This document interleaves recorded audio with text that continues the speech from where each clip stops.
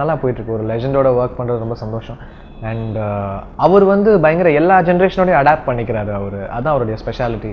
ஒரு gene T shirt போட்டு கூலாக இருக்கிறாரு, ஜாலியாக இருப்பார். அந்த ஏஜ் வந்து அவருடைய ஹார்ட் பார்த்தீங்கன்னா ரொம்ப யங் எனர்ஜியோட அதே ஒரு சின்ன பையன் மாதிரியே இருக்கிறாரு.